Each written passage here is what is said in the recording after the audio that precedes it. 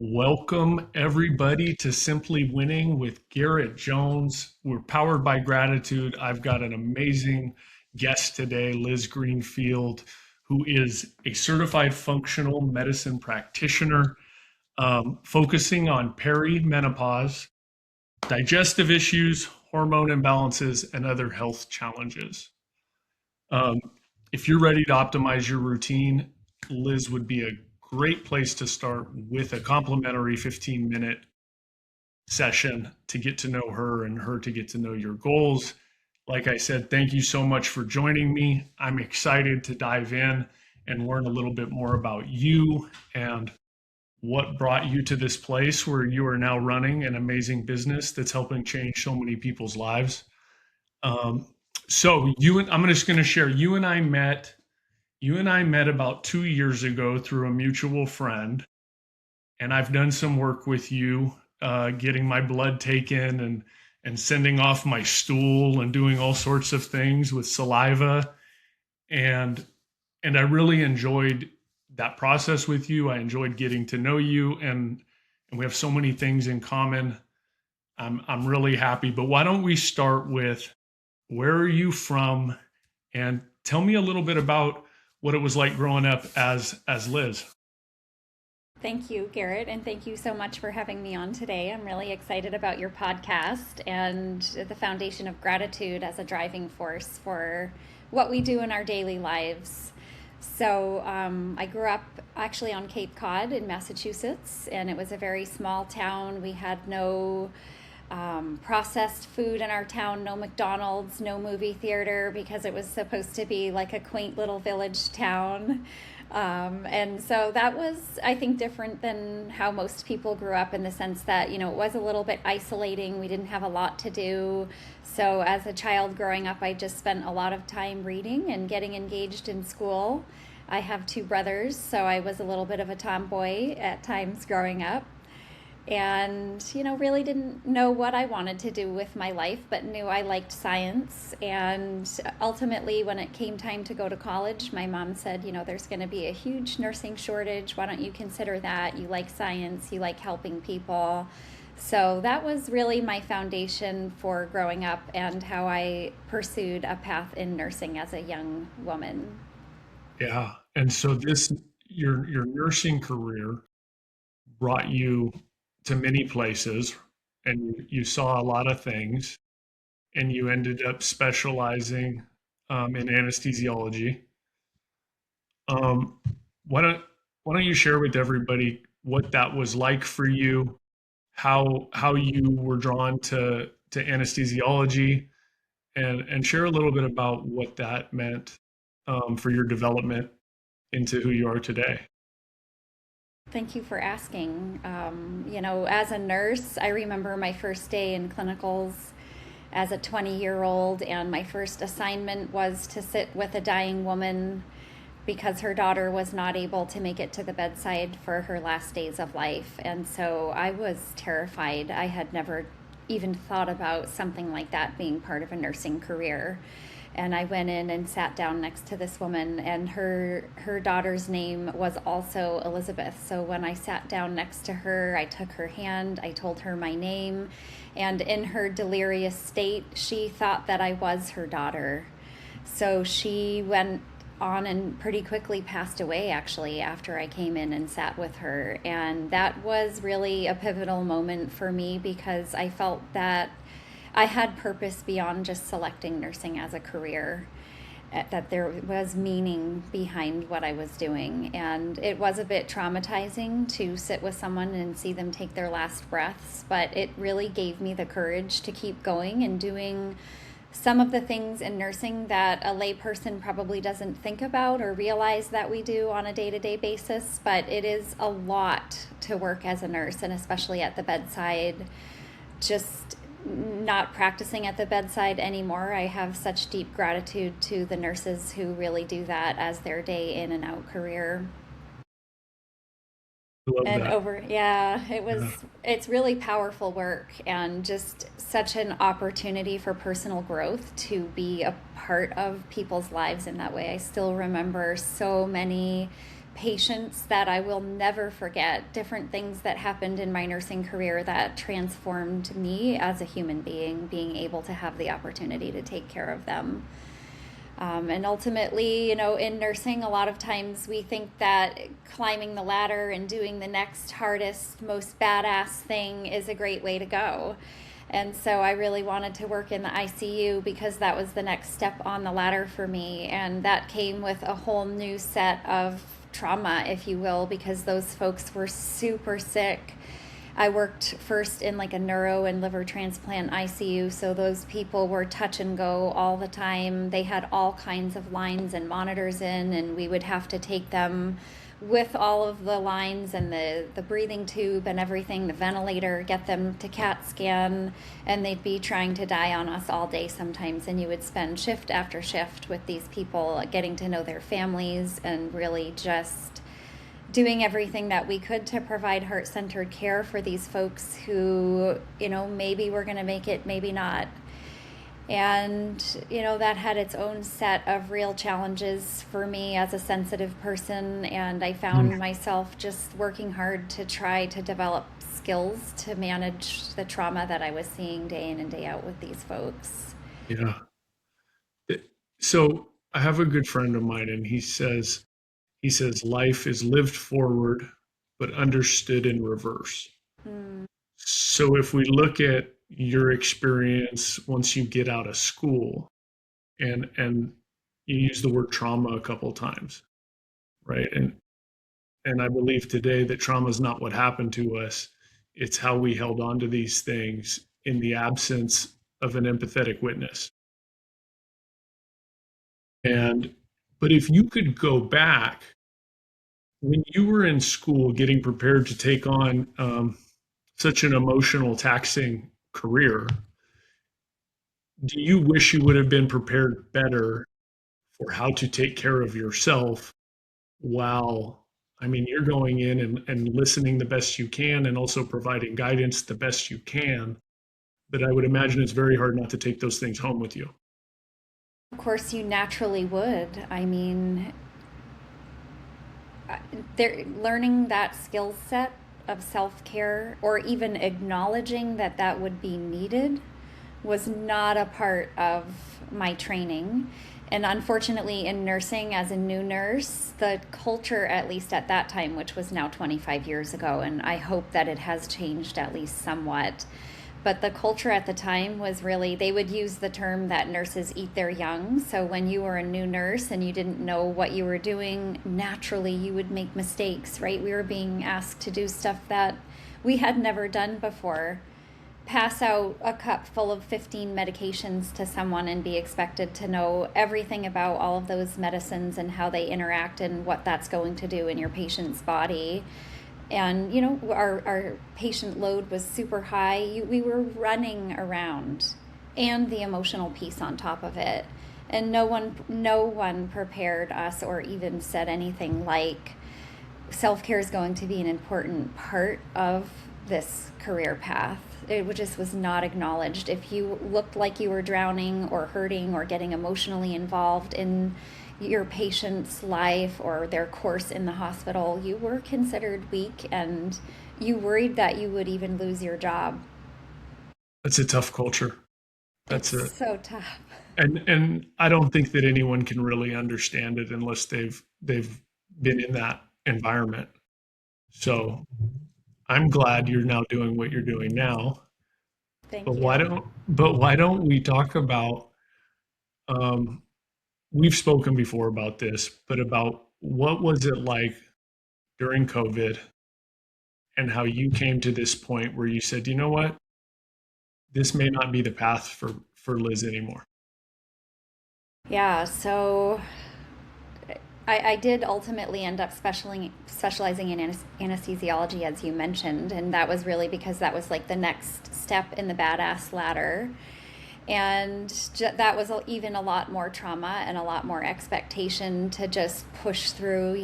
I worked a lot of nights and 24-hour long shifts, and we would literally spend 10 hours sometimes trying to save someone in the operating room. And if it was happening at night, there was no backup, there were no breaks. You had a line of women upstairs on labor and delivery waiting to get their epidurals. And so the second that case finished, whether someone lived or died, the expectation was that you wash your hands and you go upstairs and introduce yourself and start putting these epidurals in, or do a C-section and just shift from one state of being into another to serve the patients. And at the end of the day, hospital work is customer service work in addition to everything else. So when COVID came around and we were asked, they were totally unprepared. There were no masks. At least that's what they told us. The gloves had been taken, and the hand sanitizer and the sanitary wipes and all of the things had been taken from the pallets. And so we had nothing to work with. And it was honestly a time where I had to reevaluate what I was doing. I'm a single mom. I had my kids at the time were like 7 and 8. We didn't know what COVID was going to be. We just knew that potentially, without the protective equipment, we were going to be putting our lives on the line by showing up at work every day. And it was a real moment for me to evaluate, what is my purpose? What am I doing working in the hospital? How do I want to show up right now? Do I want to show up for myself and say, that my boys do have a wonderful dad and I'm just going to hang on and do what I can do? Or am I going to leave the hospital and really just prioritize my own health? And at that time I thought, prioritize my own life potentially. And it was a pivotal moment for me because I really felt committed to doing what I had committed to do at that time over 20 years prior, which was to serve people in the hospital setting in every way that I could until I couldn't do it anymore. But ultimately, what ended up happening with administration in the hospital and the protocols that they rolled out that didn't make any sense, weren't based in real science, and the discrepancy between what they were telling the public was happening in the hospital versus what was happening in real life in the hospital really bothered me. At that point, I just felt like, who am I serving and how am I serving in this way? Can I continue to serve in this role? And I had already started taking my functional medicine courses at that time. So I had a way to serve in better alignment with my belief system at that time. Right. Yeah. And so this decision, right, is not an easy decision because you walk away from a pretty good salary to go out here and start a business that you believe in with all your heart. But I want to talk for a second, if you're okay with sharing, what were the what was your health like at this time, right? Because we've talked about a lot of stress and a lot of difficult situations that they took their toll on your body and all of your body, right? Yeah, and that's an important piece of the puzzle. And thank you for asking that because at that time, my own health was suffering. And I actually didn't really know why at the time. I thought I was doing all the right things. I was actually following a gluten-free vegan diet. I was running 80 to 100 miles a week. I was practicing self care, but it really wasn't enough to compensate for the stress level that was happening in the hospital. And I was starting to have a lot of physiologic symptoms, digestive issues and hormonal problems that I now help other women with.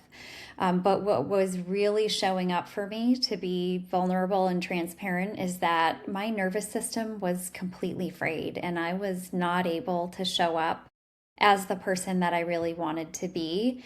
And I was so used to behaving that way that I didn't even realize how off my behavior really was. And ultimately, that contributed to the end of my marriage and really not showing up as a parent the way that I wanted to. And it took time after leaving the job to even realize what was going on. It wasn't like I had the realization that my behavior was not in alignment with who I really wanted to be, and that's why I left. It was like after I had this aha moment, like, this is not who I want to be, and why is this happening? I think there's something magical that we were not taught as children. At least I wasn't. But it's how do you ask for help, right? Because what you described with your self care is you were taking care of yourself nutritionally the best way you thought you could for someone who's highly educated. Um, Exercise was a big part of your life, and as my former career as a personal trainer, I've seen a lot of people use exercise in very unhealthy ways as a coping mechanism. And when does it happen for you where you decide to ask someone for help? That there was really an evolution there. At first I didn't know how to ask for help. I had definitely received some help. I went to therapy, for example. And there was actually a moment in time, probably a couple of years ago, where I just broke down and realized I need help. And then I sought help through all different types of modalities: somatic movement, acupuncture, body work, anything that I could think of. I thought, I'm going to try everything and see what works for me. And actually, in the work that I do now, that was transformative to me in the sense that I made that investment in healing myself that I ask other people to make when they work with me. So I can speak from an authentic place now because I asked for every kind of help I could think of. It's so important that in our jobs, we can show up and empathetically put ourselves as best we can to understand another human being. And in your work, different from my selling real estate, is you have walked in their shoes, right? But we as human beings are, you and I might as well, we're closer to being identical twins than we are to having the same mind because our experiences are so different. I can see And that. what we stored was so different. And we could look at the same thing and see different things, right? And I have to remember that. Mm. It's so important to remember that even though I think I understand you, we've had a lot of big conversations about some pretty deep stuff, but I don't. I only have my perspective. Let's kind of shift gears. So it's hard being an entrepreneur. It's hard being a business owner. I don't know if it's harder for women or men, but I've heard it can be harder for women. Um, I don't want to go down that rabbit hole today. um, but what I admire about our business conversations that we've had is you are very much a doer. So you're a student and then you take action. And I've always admired that about you. And I've watched your business grow and blossom over the last couple of years. And I'm super excited for you. What is the what do you think is the most pivotal skill that you have? Because you kind of have two roles, right? Entrepreneur is a business owner, and then you're a practitioner, and you have to show up and you have to really help your clients. Let's focus on the practitioner side first, because we already touched on that a little bit. What first consultation? What are we going to talk about?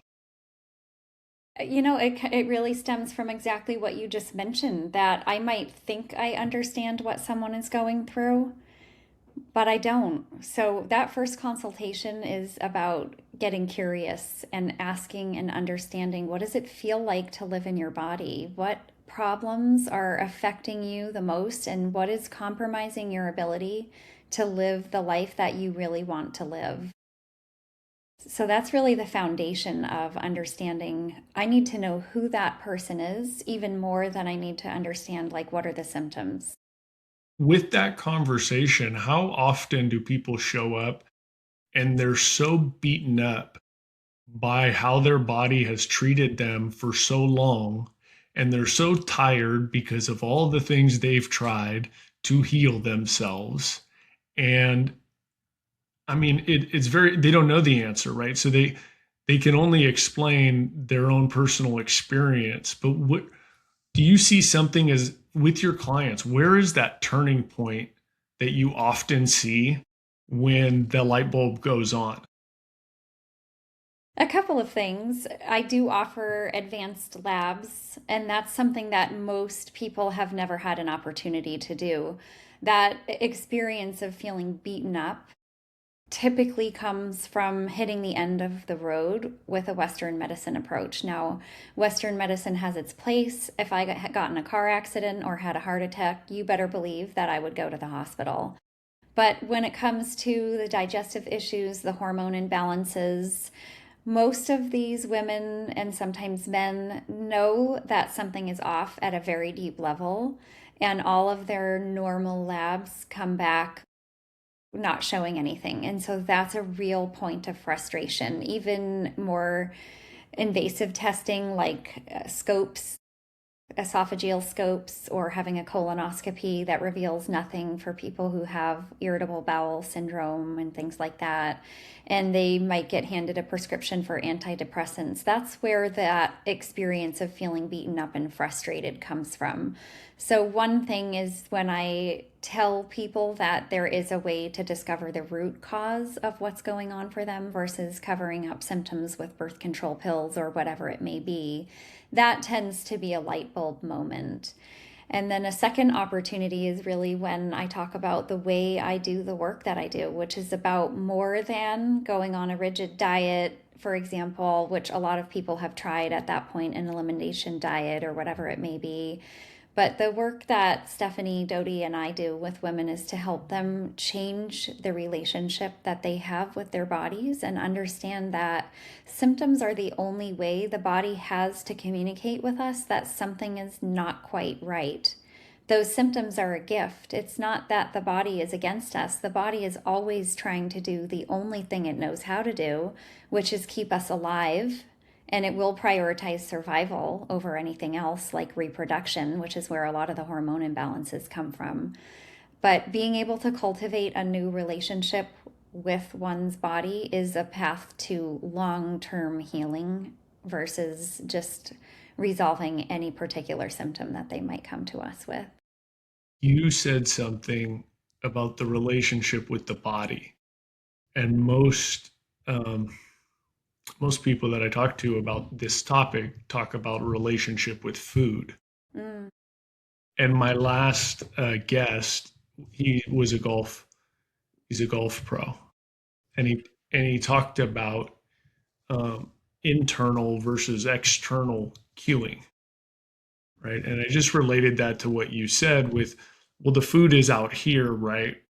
Where the body is giving us so much more information, and the food is probably just a tool.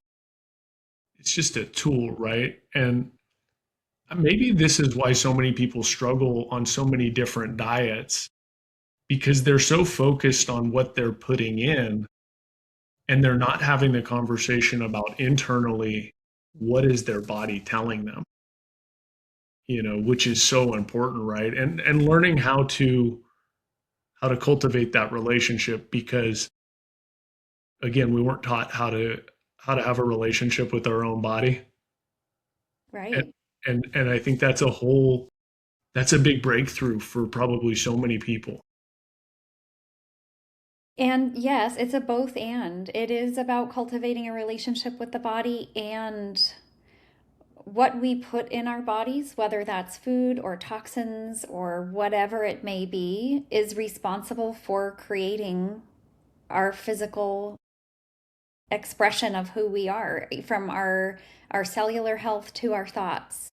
Are you saying we are what we eat? I am saying we are what we eat. Every forkful of food is information for the body. The body uses nutrients to drive different physiologic processes. And so, if we don't supply the body with all of the different nutrients that we need for basic physiology, we're going to experience symptoms and imbalances. So, a lot of it is about thinking about what does this plate of food that I'm about to consume, what is the information contained in this plate of food that I'm about to put in my body? How is my body going to receive this information? Is it going to ultimately end up helping me express health or imbalance? let's, I mean, I love the way that you talk about these relationships with our body and these relationships with food and the information and it being a gift, not, I don't have to eat the broccoli. I get to eat the broccoli maybe. Yeah, right. Um, but you and Stephanie offer group group sessions still weekly, Yeah, on Fridays. and it's so powerful. It's so the community aspect of changing your life. I think the community is just such a beautiful thing, and I'm really happy that you have started sharing more of your story with your clients. That makes I'm really proud of you for stepping outside of your comfort zone and doing that. Good for you. Thank you. It's not easy, right? It's not easy. Uh, it brings me back to what I was talking to somebody yesterday about how the body seeks comfort. We seek comfort as people, but ultimately, it's in the discomfort that we become whole. And I need to seek discomfort if I truly want to change the world and to change my life and to have this ripple effect on everything that I touch. Um, why don't you share a little bit about what the group what do you do in your weekly group calls? Yep, every Friday our group calls are now exclusively women, so it's a safe space for women to come together in community. One of my favorite mentors in my functional medicine training, Monique Class, said healing, the only difference between healing and illness, wellness and illness, excuse me, is a we. Otherwise, they're the same. Healing happens in community. I have found that, you brought up me being vulnerable, which I was really afraid to do when I started the group calls because I wanted to be established as an expert. And I felt that sharing my vulnerability and my journey would reduce my credibility as an expert. But what I really found was that our clients seem to feel that's more of an invitation for them to share more about their journey. And that's where the community aspect really happens because most women are going through something. And once we get the ball rolling, they're very open and willing to share on those calls. We do a lot of coaching in real time. And what we love, a pivotal moment for us or a peak experience during our group calls is when the women start coaching each other because they're all at different points on their journey. So that is something that we absolutely love to see happen. It's very rewarding for us professionally. We talk about that a lot in recovery as well. Hmm. If I have 90 days sober, you know, reach out and help the person with 5 days, help the person with 10 days, right? This is we say it all the time. It's a we program. I can't do it alone. But going back to nobody taught me how to ask for help. Nobody taught me how to ask for help. I'll share one of my goals this year is to create unique and priceless relationships, more of them in my life. And the key to it is vulnerability. The It key, is. the key is vulnerability, but especially as a man in this culture, right? Again, vulnerability was not taught to me. So I have to learn. But so is everything, right? It's just practice. We get to practice today. We get to practice. Um, share a little bit about right now the direction of your business and what the purpose is for you in 2026. I've just launched a new program for physicians, a biological age reversal program. And as it stands, I've got a beautiful cohort, primarily of Stanford physicians, who are really interested in learning some of the dietary and lifestyle pieces that they may have missed in their training just based on the current medical model. So I am really excited about potentially rolling that out into hospitals to support physicians and other hospital workers in some of these dietary lifestyle self-care pieces that are really not addressed for the folks who are taking care of sick people day in and day out. So that's something that I just launched. We just started last week, and I'm really looking forward to watching that grow and doing more of that. Same for corporate wellness. A lot of people have recently been asked to go back to work more than they had been with what's happened with AI recently. There's a lot of fear for people around losing their job, for example, and being replaced by AI, and they're being asked to work harder than ever.